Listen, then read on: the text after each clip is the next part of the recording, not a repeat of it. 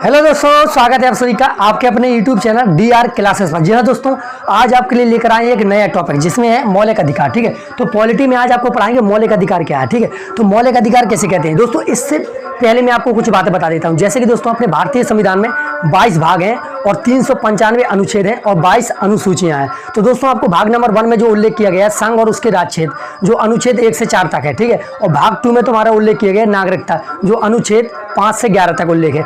अब इसका जो नया भाग आता है भाग 3, तो भाग 3 में आपका उल्लेख है मौलिक अधिकार, जो अनुच्छेद 12 से 35 तक उल्लेख है। ठीक है, तो मौलिक अधिकार का उल्लेख कितने में है? 12, अनुच्छेद 12 से 35 तक। ठीक है, भाग 3 में आते हैं। जो भाग 4 आता है तुम्हारा, उसमें क्या है? राज्य और उसकी निर्देशक तत्व। ठीक है, राज्य और उसके नीति निर्देशक तत्व, उसका उल्लेख कितने से तुम्हारा? तो 36 से तुम्हारा 51 तक हो जाएगा।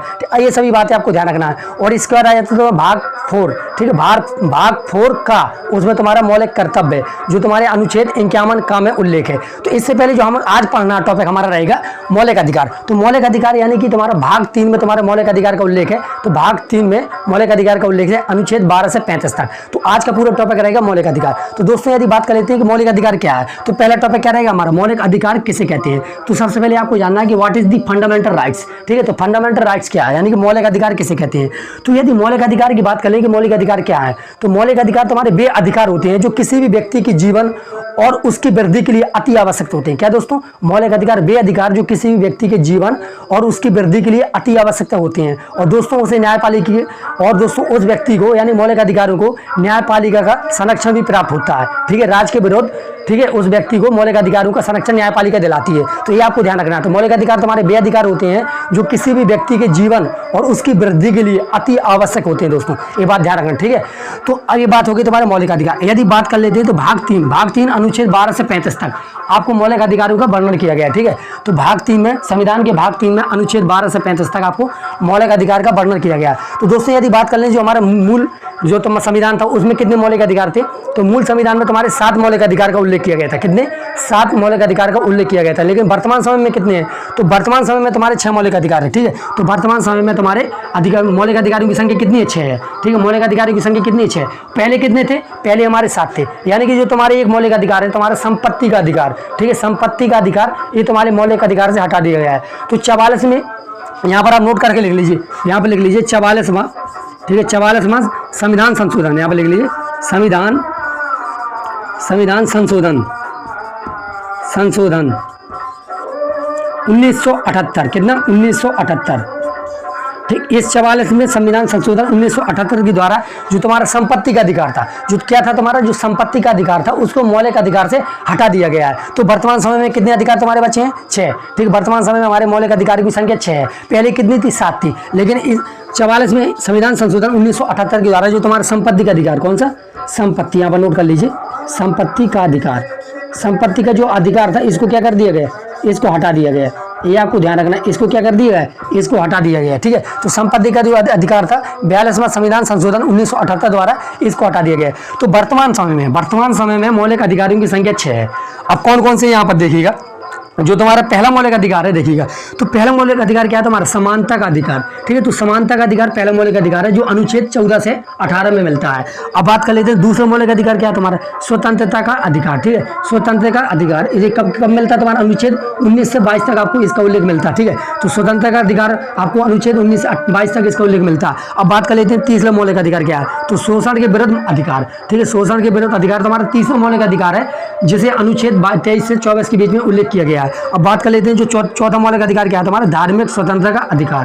ठीक है, धार्मिक स्वतंत्रता का अधिकार जो अनुच्छेद 25 से 28 के बीच में उल्लेख है। अब यहाँ पर जो 5वां मौलिक अधिकार है संस्कृति और शिक्षा संबंधी अधिकार। क्या? संस्कृति और शिक्षा संबंधी अधिकार जो अनुच्छेद 29 से तुम्हारे 30 के बीच में उल्लेख है। अब यहाँ पर देखिएगा जो तुम्हारा 6वां जो मौलिक अधिकार है जो तुम्हारा वो क्या? तुम्हारा संवैधानिक उपचारों का अधिकार। ध्यान दीजिए, संवैधानिक उपचारों का अधिकार जिसे अनुच्छेद 32 में उल्लेख किया गया। ठीक है, तो संवैधानिक उपचारों का अधिकार जिसे अनुच्छेद 32 में उल्लेख किया गया। और दोस्तों जो तुम्हारा जो संवैधानिक उपचारों का अधिकार है इसे डॉक्टर भीमराव अम्बेडकर ने क्या किया? संविधान के आपने कहा है, यहाँ पर लिख लीजिए इसे क्या कहा है? इसे क्या कहा? डॉक्टर, यहाँ पर लिख लीजिए डॉक्टर भीमराव अम्बेडकर। डॉक्टर भीमराव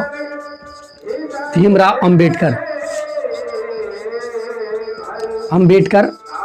ठीक है, डॉक्टर भीमराव अम्बेडकर ने इसे क्या कहा?